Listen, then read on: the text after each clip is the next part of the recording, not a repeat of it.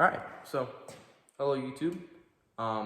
This is my first video that I've uploaded onto YouTube, onto my channel, and I decided to kick things off by giving a pretty broad overview onto my first build, and my first car, really, since I'm pretty young.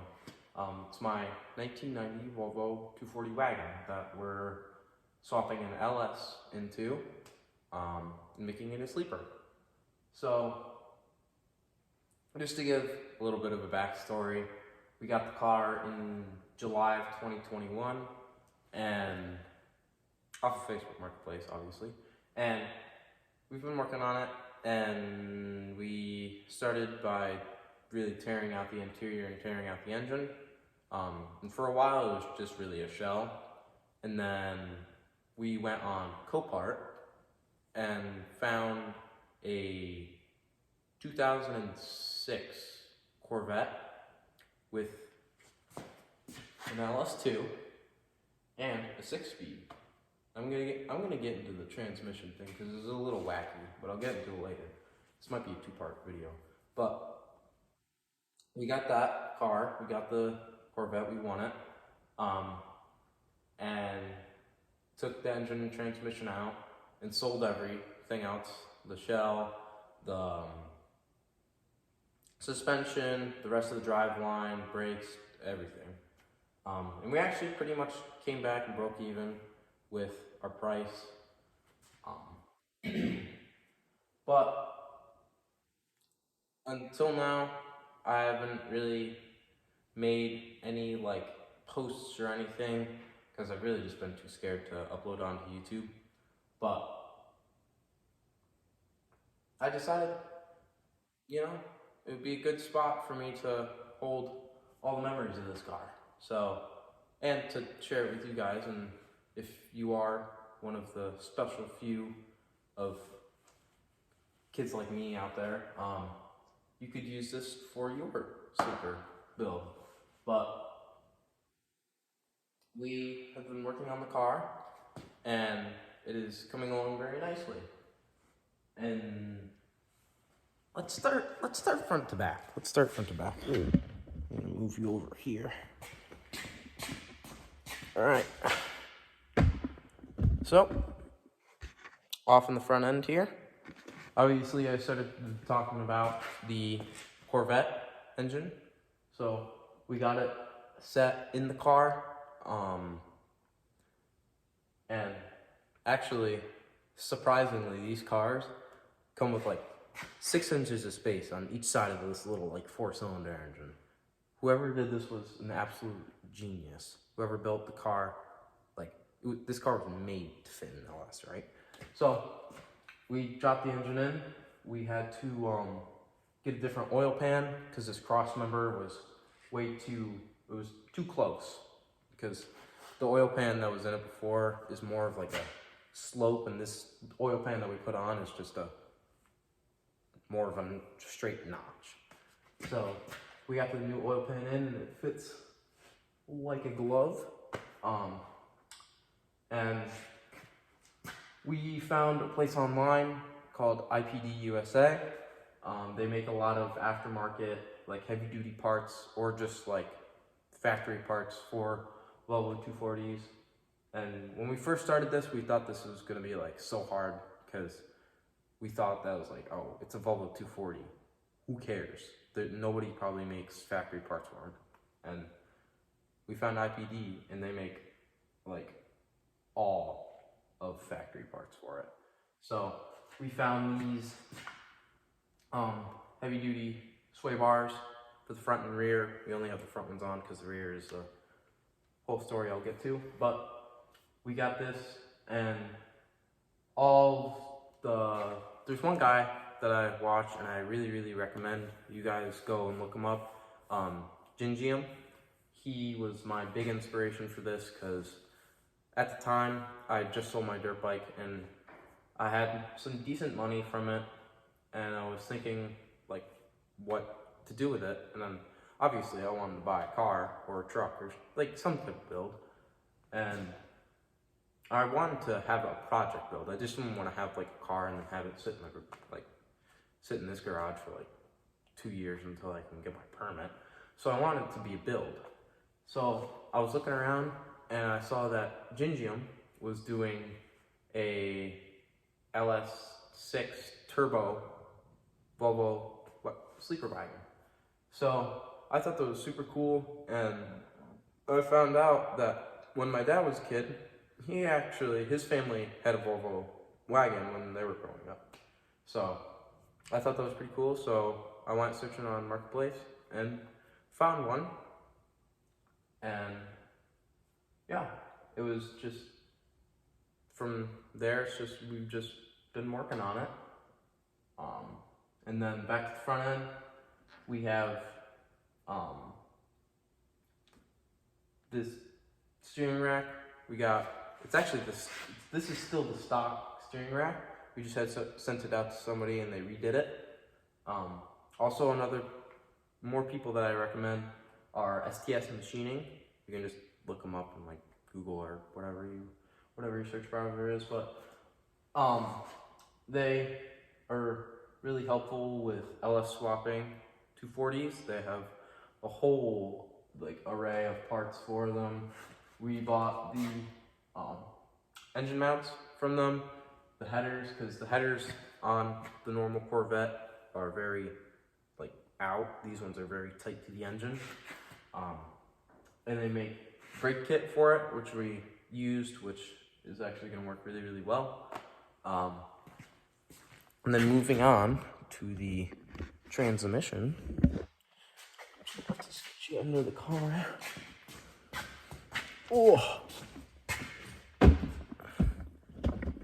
that looks. I don't like that noise at all. Not even close to good.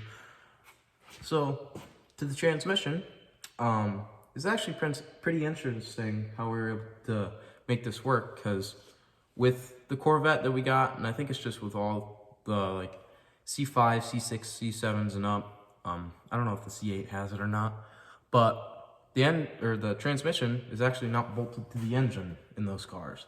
The transmission is flipped around and bolted right to the rear end. So what we ended up doing, we got under and we were like, oh crap, what do we do now? Because we were thinking, oh, we're screwed, we're gonna have to sell this car and get a GTO or something, which we were actually thinking about doing. And then we looked up and found that you can actually make these transmissions work. It just takes a little bit of time. You just have to get a different bell housing and a different tail housing, and you have to split this transmission and put a new main shaft in that's shorter, so it works with this, because the one that's in it, or the one that was in it, was just goes out into a torque tube to the engine. It was super, super long. So we had to go in and get a shorter main shaft and put it in here. And we were actually able to make this fit. Where it comes up in the shifter tunnel is a little weird, but it's not too bad. And then moving on let's just talk about underneath. So with the underneath, when we got the car off of Marketplace, it had some problems, just mechanical problems. We thought that was pretty much it, but I couldn't look all the way underneath, and we found that here to here was just pieced out, gone. Don't know when it pieced out, but it did. It was just not there. It was just rust, straight hole through the bottom. There are multiple holes across the bottom of the ridge right here. Then with the rockers, it was interesting because apparently, since this is New York, which is kind of crap, whoever had this car before us, or the multiple owners before that person, had parked it underneath a pine tree, which was not good. And a bunch of pine needles fell into the vent up at the top where the windshield was.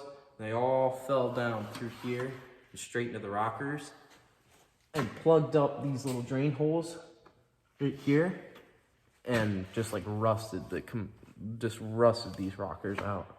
So what we had to do was spend many days cleaning out these rockers, which was a pain, but we got through it and we patched up the holes. There was like 2 holes on each side, but they were pretty big. We patched those up and it actually looks really clean right now. And we're gonna put some like rocker guard on them. This is not the color they're gonna stay. And we repainted the entire car. This paint was not this pretty. We repainted it, but we kept it the same stock colors, same white and black, like 2-tone on the top or whatever. And then I guess we can move on to the rear end now. Just gonna move you through here. All right. That's pretty good. So, we decided that the engine that we were putting in this was gonna be way too much for the rear end that was in it. And it actually worked out really good because these cars came with an entire rear axle. Not independent rear suspension, entire live rear axle. So, worked out really good and took inspiration from Gingium yet again. And we got a Ford 8.8 rear end. And it was out of a junkyard Ford Explorer. I think the ring gear is 373 and it has a LSD, so perfect burnouts. But what we ended up actually doing was centering this housing with the transmission. So it's a straight shock to the transmission, because when these things are stock, they're offset for a Ford Explorer or whatever it was in. So we took the tubes out of the stock rear end, or the Ford 8.8, and we put in these heavier duty tubes and cut them so that this is in line, and it let us get these bigger brakes on the back, this Willwood kit. So it's really, really nice how that worked out. And then for suspension wise, in the rear, we are doing our own pretty much custom suspension, because you really can't get any other type of suspension for these, because I mean, like, let's be serious, who would make a performance suspension for a 1990 Volvo wagon? Like, your grandma would drive these, not a car enthusiast. But we made our own rear trailing arms. These are pretty heavy duty. We bought our own torsion arms, I think they're called. The top are called torsion arms. And then we got some QA1 shocks that are going to go in here. And we've been working on the mounts for everything, because we just got finished with getting this rear end together. So we are making mounts for it, so we can actually get this thing off the lift, because it's kind of been sucky to change oil in cars on the ground, and lift really helps with that. So we're hopefully looking to get this thing rolling in maybe beginning of March. That'd be a really set time, really good set time. And then for the front end, if we're talking about suspension, we really don't have much to talk about for suspension in the front. We just have these, can't really see them because the wheels are kind of being a butt face. It's a little better. But we have Coney struts in here. We have the stock, really crusty spring, which is kind of poo. But we can't find like any kind of lowering spring or anything, because it's COVID and everything. You can't get anything. So we just have those on for now. And then same Willwood kit for the front. So this is gonna be a stopping machine. It's gonna be great. And then for wheels, we have these Raceline, I think they're called Evos. Raceline. We have 205s in the front and 225s in the back. We're actually able to keep the same wheel height in the back, I think, and for the front. To, like, now it'll just be easier to lower it and stuff like that. But we had to get, I really, really wanted to keep the same, like, Volvo steel wheels with the hubcaps. But if we were gonna fit these bigger brakes on here, we needed to get a bigger wheel because the brakes, or the wheel wouldn't fit over the brakes, the stock wheel. So we got these, I think these are 16 inches. So these fit really nicely over the brakes. I really, really like the looks of these. These are actually on the cheaper side too, so that worked out. And then other than that, I guess I kind of really covered everything. I can't move on to the, I wish I could move on to the interior.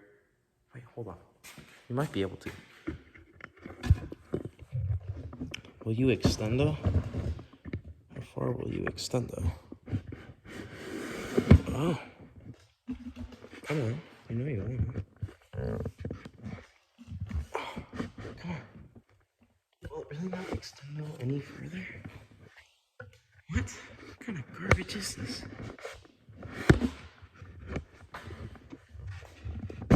Oh! Oh, I'm surprised my phone didn't fall. It did extend. Extendo Cedo goes.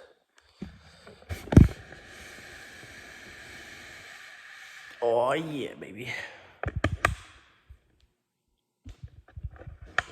Alright. Now I just gotta do parkour to get into the interior. I can start talking about the interior.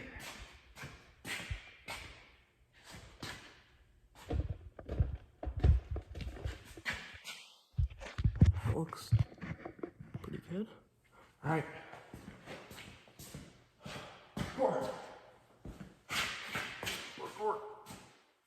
Oh boy. That's not it.